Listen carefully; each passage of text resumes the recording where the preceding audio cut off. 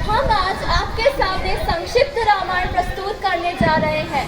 अगर कोई भूल चूक हो तो हम क्षमा प्रार्थी हैं। अयोध्या के राजा दशरथ की 3 रानियां थीं, परंतु उनकी कोई संतान न थी। पुत्र प्राप्ति के लिए राजा दशरथ ने कई महायज्ञ करवाए। कुछ समय पश्चात उनके यहाँ 4 पुत्रों ने जन्म लिया। रानी कौशल्या ने राम को, रानी कैकेयी ने भरत को और रानी सुमित्रा ने लक्ष्मण और शत्रुघ्न को जन्म दिया। पूरी अयोध्या नगरी हर्षोल्लास से भर गई। धीरे धीरे चारों बालक बड़े हो गए। उनकी शिक्षा दीक्षा गुरुकुल में पूर्ण हुई। उसके पश्चात चारों राजकुमारों का विवाह संपन्न हुआ। राम का विवाह सीता से, भरत का विवाह मांडवी से, लक्ष्मण का विवाह उर्मिला से और शत्रुघ्न का विवाह शुद्ध कीर्ति से हुआ। अयोध्या नगरी में सब कुछ कुशल मंगल चल रहा था। राजा दशरथ ने अपने गुरुओं और श्रेष्ठ जनों के साथ मंत्रणा करके यह घोषणा की कि अब राम के राज्याभिषेक का समय आ गया है। राम के राजतिलक की तैयारियां शुरू हो गई।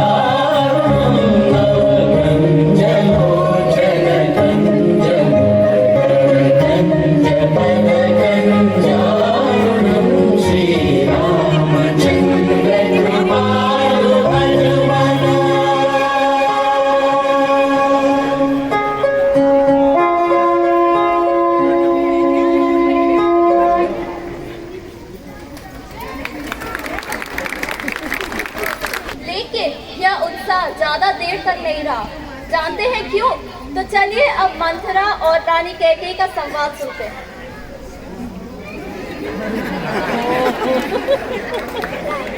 तुम कितनी मूर्ख हो। राम के राजा बनने से कितनी प्रसन्न हो रही हो, इसका परिणाम नहीं समझ पा रही हो। क्या आशाएं हैं? राजा बनेगा राम और भरत उसका दास और तुम दासी।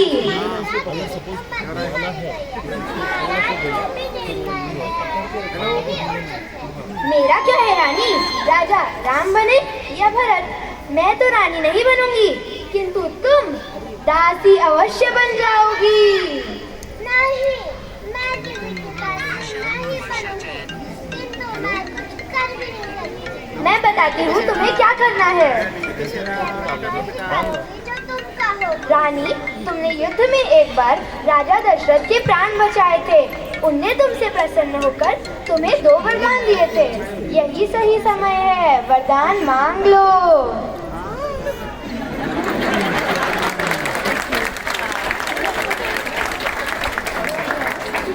रानी कैकेयी खूब भवन में चली जाती है। राजा दशरथ यह जानकर बहुत चिंतित होते हैं और रानी को मनाने चले जाते हैं। राजा उनकी क्षोभ का कारण जानने का बहुत प्रयास करते हैं और काफी समय पश्चात रानी कैकेयी राजा को अपनी मंशा बताते हुए दोनों वरदान मांगती है। पहला, भरत को अयोध्या की गद्दी और दूसरा, राम को 14 वर्ष का वनवास। अब देखिए क्या होता है जब श्री राम अपने पिता के पास पहुंचते हैं।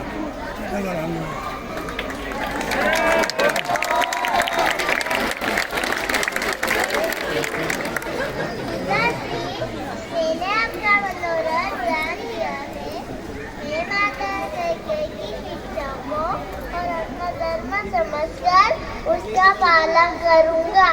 आप मुझे आज्ञा दीजिए ताकि मैं आपके द्वारा दिए वचन और अपने धर्म का पालन कर सकूं।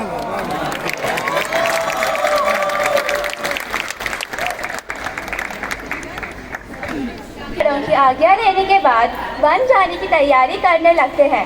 तभी सीता और लक्ष्मण भी उनके साथ जाने का आग्रह करते हैं। श्री राम बहुत समझाते हैं परंतु वे नहीं मानते हैं। अंततः श्री राम, सीता और लक्ष्मण सभी वन के लिए प्रस्थान करते हैं। वन जाने का समाचार भरत को मिलता है। भरत कहता है कि मैं भी आपके साथ वन चलकर आपकी सेवा करूंगा, परंतु श्री राम अपने धर्म को निभाते हुए उन्हें समझाते हैं और अपने खड़ाव देकर उन्हें वापस अयोध्या भेज देते हैं। अब देखिए आगे क्या होता है।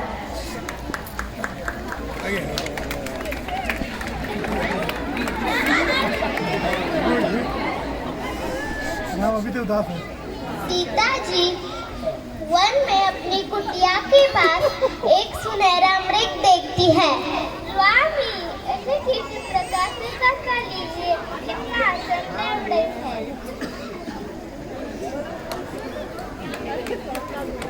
सीते, क्या करोगे इस मृग का? इस सुनहरे मृग को अयोध्या लेके जाएंगे। ठीक है सीते, मैं अभी इस मृग को पकड़ कर लाता हूँ। भाई लक्ष्मण, तुम इधर ही रहकर सीता की रक्षा करना, क्योंकि इस वन में बहुत से मायावी राक्षस घूमते रहते हैं। ठीक है भैया।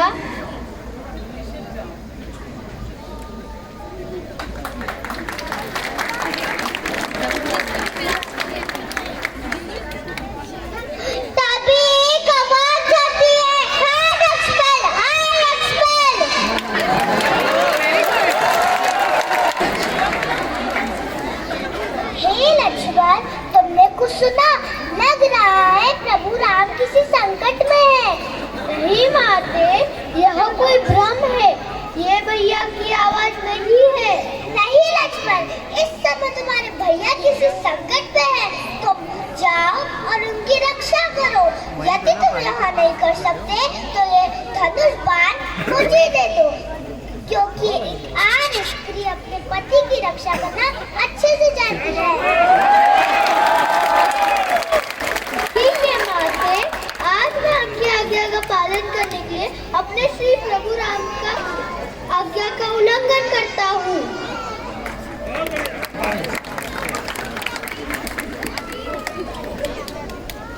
तब लक्ष्मण जी एक मंत्र के द्वारा कुटिया के चारों तरफ एक अदृश्य रेखा खींचते हैं और माता सीता को इस लक्ष्मण रेखा को ना पार करने के लिए कहते हैं और श्री राम की सहायता के लिए सेतु वन में चले जाते हैं।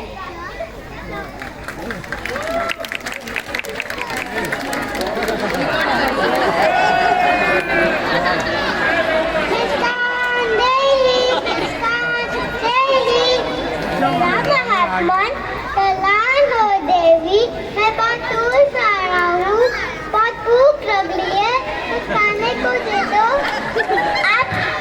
आप यहीं ठहरिए, मैं आपके लिए भोजन लेके आती हूँ।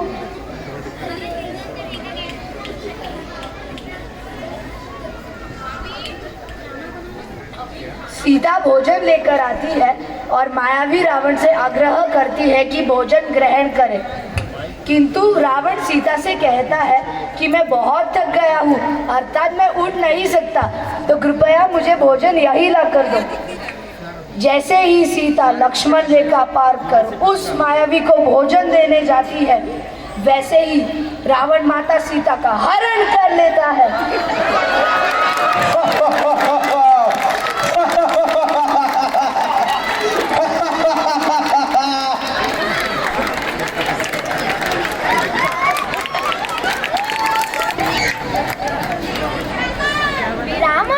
सीता की खोज में निकल पड़ते हैं। तभी राम राम की आवाज सुनाई देती है।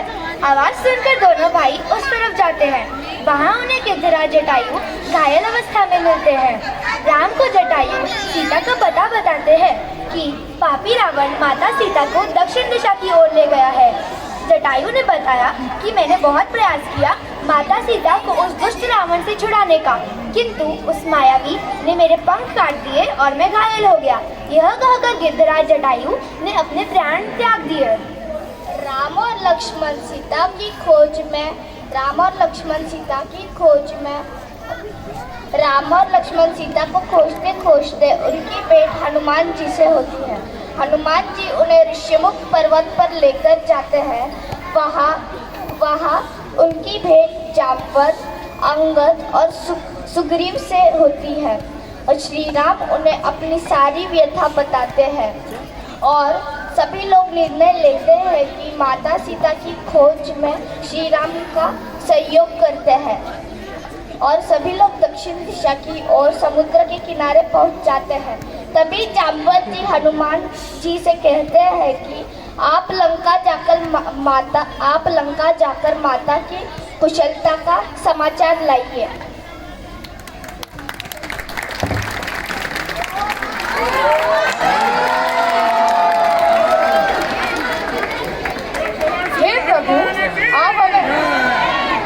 हे प्रभु, आप हमें आज्ञा दें कि हम अपने कार्य में सफलता प्राप्त करें।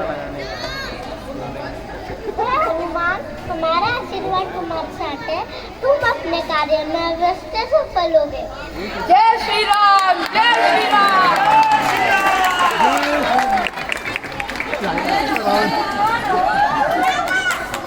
लंका को जाते समय बहुत सी बाधाएं आई, लेकिन सब पार करके लंका पहुंच गए। हनुमान जी माता सीता को ढूंढते ढूंढते अशोक वाटिका पहुंचे। माता सीता को मूर्तिका दी। माता सीता समझ गई कि उनके प्रभु का कोई दूत आया है।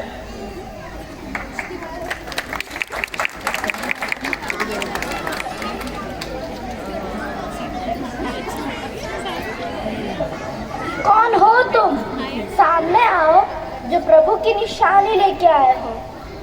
माता, मेरा प्रणाम स्वीकार करें। मैं पवन पुत्र हनुमान हूँ। मैं आपके लिए प्रभु राम का संदेशा लाया हूँ। क्या? मेरे प्रभु राम कैसे हैं? प्रभु आपके बिना बहुत दुखी और वियोग में है। हनुमान, प्रभु से कहना मुझे शीघ्र ही यहाँ से ले चले। अवश्य माता। माता, मुझे बहुत भूख लगी है। यदि आपकी आज्ञा है तो मैं इस वाटिका से थोड़े फल खा सकता हूँ? अवश्य पुत्र। जय श्री राम, जय श्री राम।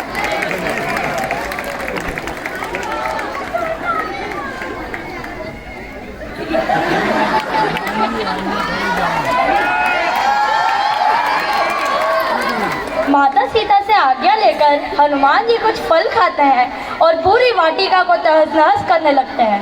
तभी यह समाचार रावण तक पहुंच जाता है कि एक उपद्रवी बंदर उनकी वाटिका को नष्ट कर रहा है। तभी यह देखकर रावण बहुत क्रोधित होते हैं और अपने बेटे मेघनाथ को भेजते हैं। मेघनाथ हनुमान जी को बंदी बनाकर रावण के सामने प्रस्तुत कर देता है। अब जानिए आगे।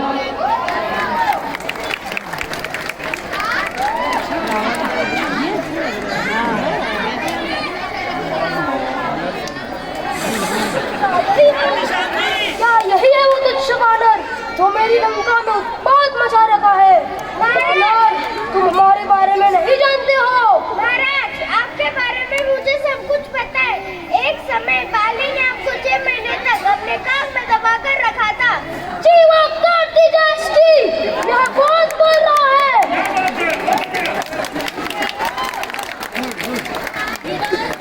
महाराज, हमें इसके बारे में पूरा पता लगा कर ही जान देना चाहिए, क्योंकि ये कोई साधारण मानव नहीं है।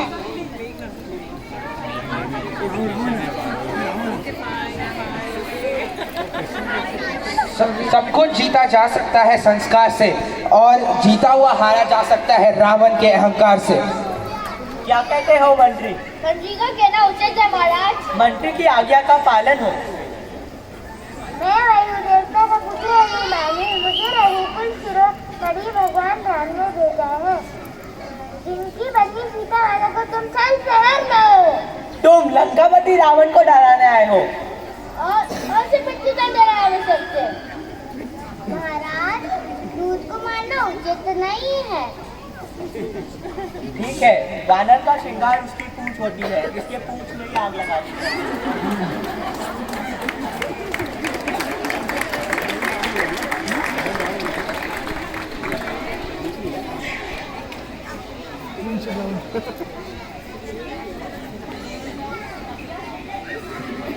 रावण के आदेश पर हनुमान जी की पूंछ पर आग लगा दी जाती है। हनुमान जी पूरी लंका में घूम घूम कर रावण की सोने की लंका को आग लगाकर भस्म कर देते हैं। हनुमान जी माता सीता से मिलकर उनसे उनकी निशानी लेकर उनसे विदा लेते हैं। भगवान श्री राम के पास पहुंचकर लंका में हुई सारे बातों को विस्तार से बताते हैं।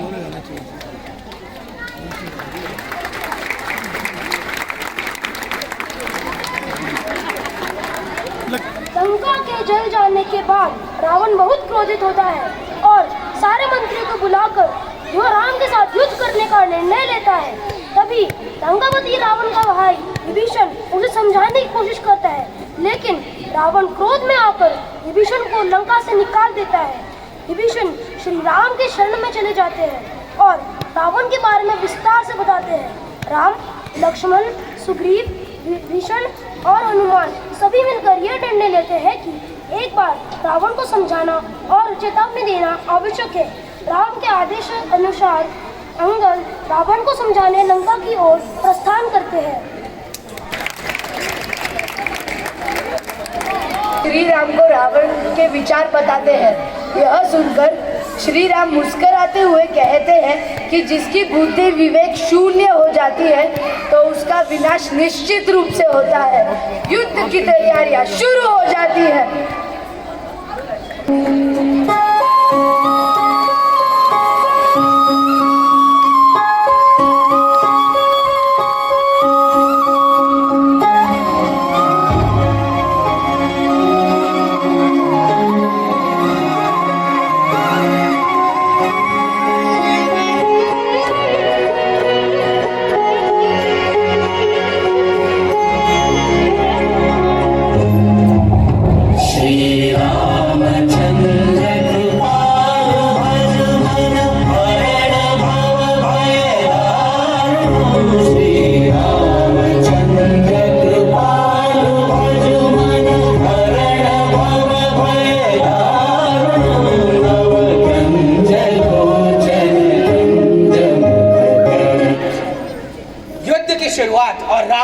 देखने के लिए हम क्रिकेट पिच जाएंगे, लेकिन उससे पहले यहाँ बैठी हर एक सीता के लिए श्रेया कुछ कहना चाहेगी। उठ सीता, आज की सीता, न आने दे आज अपनी आत्मसम्मान पर।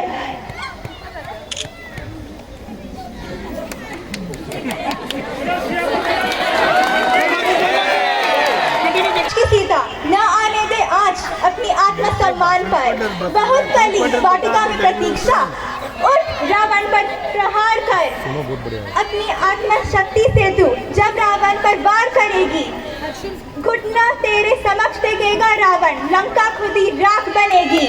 उठ सीता, आज की सीता, न आने अपनी शक्ति स्वीकार कर। अपनी आत्मशक्ति से तू कलयुग की रावण का संहार कर।